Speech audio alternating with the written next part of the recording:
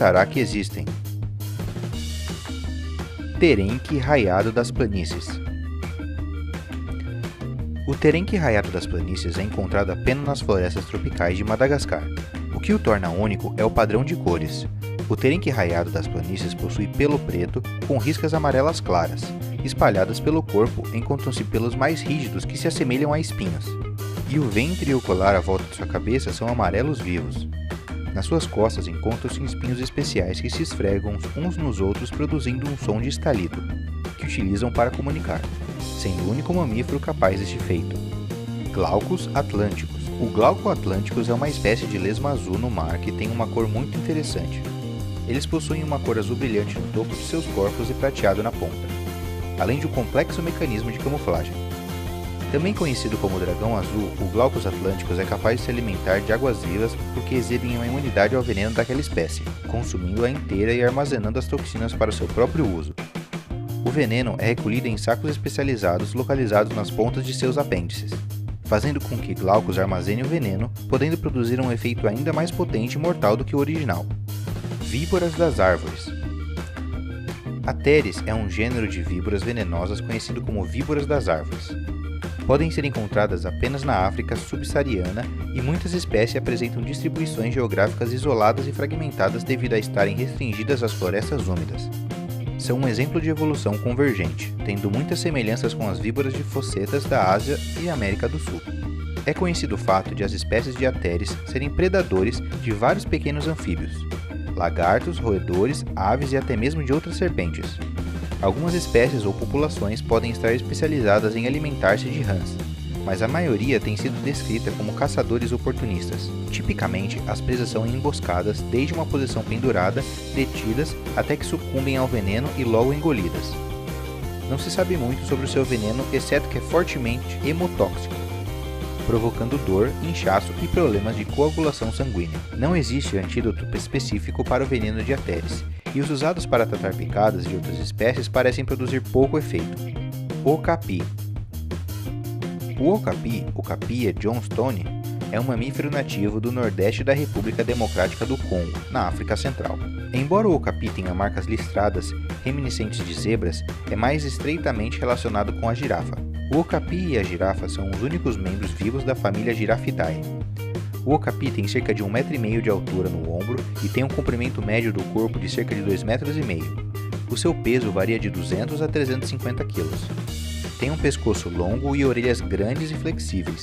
Sua pelagem varia do tom chocolate e marrom avermelhado, em contraste com as listas horizontais, brancas e anéis nas pernas e tornozelos brancos.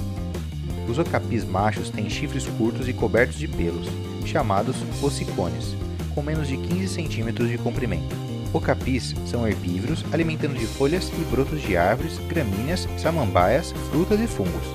Eles preferem alimentar no intervalo de queda de árvore.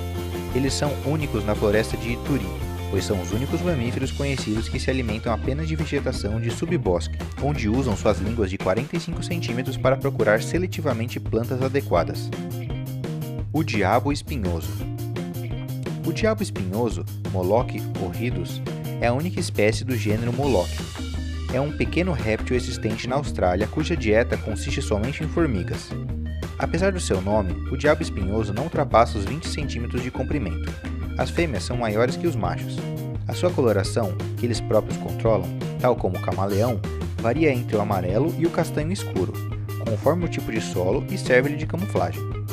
Possui uma falsa cabeça atrás da verdadeira, que utiliza para confundir os predadores.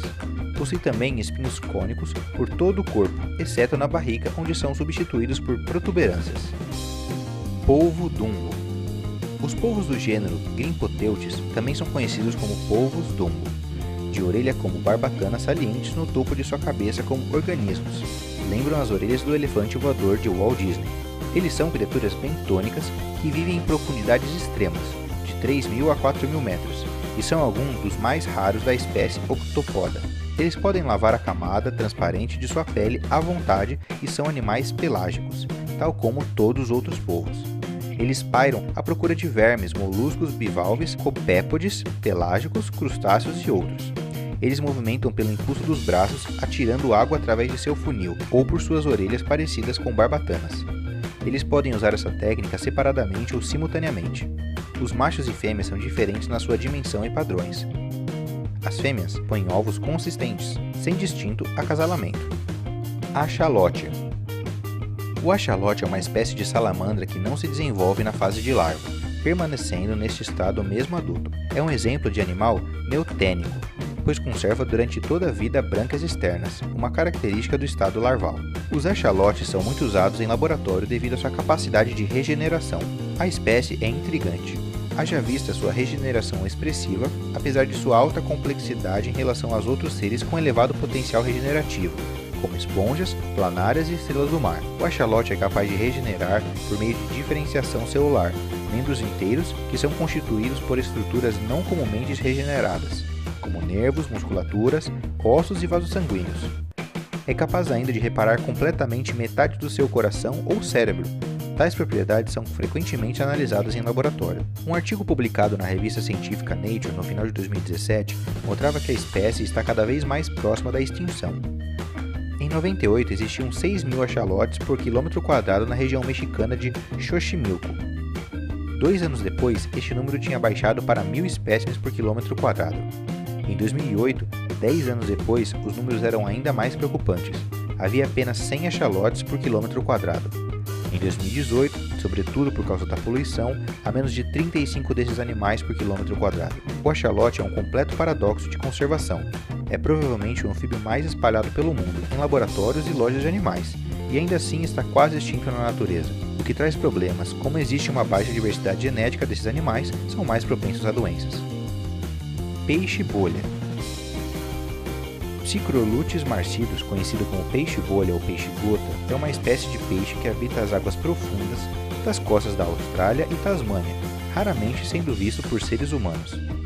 O peixe-bolha tem a capacidade de suportar a pressão alta dessas profundezas porque seu corpo é realmente uma massa gelatinosa que tem uma densidade pouco menor que a água. Isso dá a capacidade de flutuar sem usar muita energia. Esta relativa falta de músculos não é uma desvantagem, pois ingere matéria comestível que flutua em sua frente. Sua alimentação inclui invertebrados como ciris e penatulácea. Duas características marcantes é que se sentam sobre seus ovos até o momento da eclosão. Além disso, o peixe possui feições que lhe dão um ar de triste e carrancudo. Atualmente enfrentam risco de extinção devido à pesca predatória de outras espécies. O peixe-gota foi eleito numa iniciativa da Ugly Animals Preservation Society em 2013 como o peixe mais feio do mundo. Essa iniciativa teve o intuito atribuído de chamar a atenção para as espécies ameaçadas. Narval. O narval é uma baleia dentada de tamanho médio e o animal com maiores caninos. Vive durante todo o ano no Ártico. É uma das 2 espécies vivas de baleias da família Monodontidae, junto com a baleia beluga. Os narvais machos são distinguidos por uma presa longa e reta, que na verdade é um canino superior esquerdo alongado. Encontrada principalmente no Ártico canadense e águas da Groenlândia, os narvais são predadores do Ártico excepcionalmente especializados. No inverno, eles se alimentam de presas marinhas situadas no fundo do oceano, principalmente peixes chatos, em profundidades de até 1.500 metros sob densos blocos de gelo. Narvais foram caçados por mais de 1000 anos pelos povos inuites do norte do Canadá e da Groenlândia devido à sua carne e marfim, e uma caça de subsistência regulamentada que continua até hoje. Ainda que as populações parecem estáveis, a narval é particularmente vulnerável às alterações climáticas devido a uma distribuição geográfica restrita e dieta especializada. Em uma lenda inuit, a presa do narval foi criada quando uma mulher com uma corda amarrada ao redor de um arpão foi arrastada para o oceano, após o arpão ter atingido uma grande narval. Ela transformou a si mesma em uma narval, e seu cabelo, que ela usava em um nó torcido, tornou-se as características presa espiral da espécie. Tubarão-duende. O tubarão-duende, Mitsucurina houstoni, é uma espécie que habita nas águas profundas, raramente é visto com vida. Tem nariz achatado, corpo rosado e flácido e dentes em forma de prego. O peixe mede de 3 a 4 metros de comprimento na idade adulta. Vive no fundo do mar e já foi encontrado a 1.200 metros de profundidade no oeste do Oceano Pacífico, no oeste do Índico e a leste e oeste do Oceano Atlântico. Alimentam-se de lulas, camarões, polvos e outros moluscos que também habitam no fundo do mar. Característico por possuir um longo nariz em forma de faca incorporada por minúsculas células sensoriais e uma grande boca com dentes em forma de agulha. Os tubarões-duende são um dos mais antigos tubarões existentes no mundo atual. Há registro dessa espécie ao largo da costa das ilhas japonesas, Austrália e do sul africano. O tubarão-duende é um animal muito raro de ser encontrado. Desde 1898 foram encontradas 36 espécimes. Pensa que essa espécie seja uma das mais antigas de tubarão.